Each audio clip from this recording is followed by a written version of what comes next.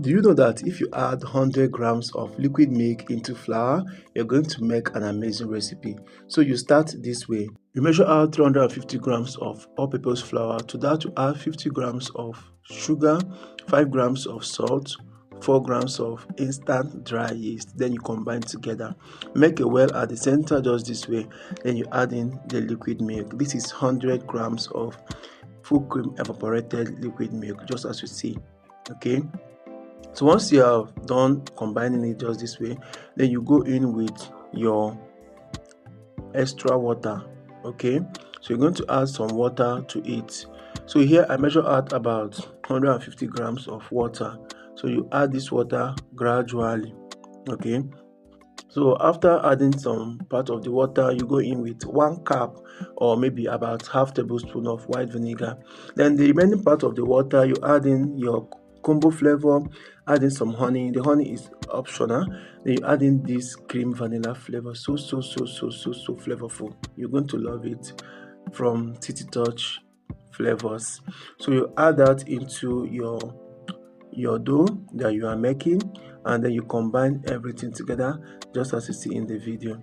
Then the next thing, once everything has come together very well, just as you see, you go in with your margarine. You'll be adding about 30 grams of margarine. Okay, so you make sure you combine the margarine with the dough just as you see in the video. Make sure that everything is thoroughly combined. Okay, so once you are done combining the margarine with the dough, you're going to then apply a little bit of flour on your work surface. If you also have vegetable oil, you can also use vegetable oil. But if you don't, you can use flour. Just apply a little bit of flour on your work surface and you transfer the dough that you have made on this work surface. Then you start kneading. This is the method I mostly use whenever I knead my dough, and it works for me anytime, any day. That is if I am not using a mixer. This is the method I use, and it works for me, like I said, anytime, any day. You heat it, you pound it, and at the end of the day, you will get an amazing turnout or an amazing result. So if you doubt, you can give it a try. I know a lot of people will tell you should go ahead and knead it and all that.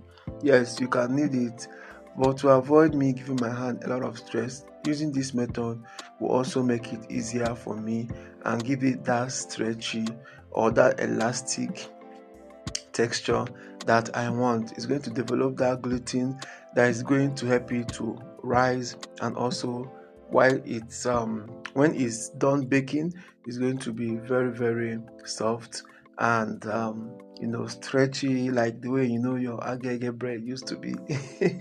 So once you are done kneading it, you cover it for like 10 minutes or maybe 20 minutes.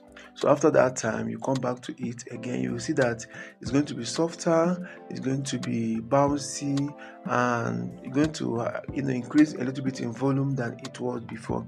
So at this point, you check for window pane, and if it's there, fine. Now you go ahead and scale your dough. So it depends on how you want it. If you want to make it smaller, just like me, fine. If you want to use a bigger pan, it's fine. So maybe if you're using like a pan that is up to like 11 inches or 10 inches, you can just put all the dough at once inside the pan and allow it to proof. Okay, but if you also want, you can just divide it into different pans, just as I did here. Okay, so the dough gave me about 704 grams, and I divided it into different pans. Make sure you grease your pan, and then you're going to cover this and let it proof. I covered this around 11:50 a.m. in the morning, and I went somewhere, and I came back around 3:50 p.m. in the afternoon before baking it. It took almost 4 hours to rise. Okay, it took almost 4 hours to rise, and after it has proven, I had to bake in my preheated oven. I use my fabricated oven. I have showed you people a video. I made a video and showed people how to use fabricated oven to bake so that it's not going to burn and it's going to come out fine. I showed you a video like that before, so you can go and check out that video.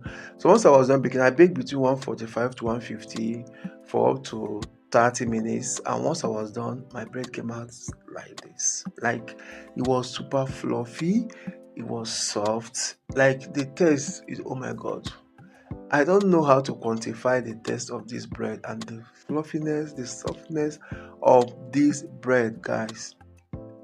You need to try this. You need to try this recipe, and trust me, you're going to love it absolutely. So once my bread was completely cool, once immediately I took it out of the oven, I forgot I brushed the top with some margarine. You can also use butter to brush the top to keep it glossy and so it wouldn't dry out at the top. Yes.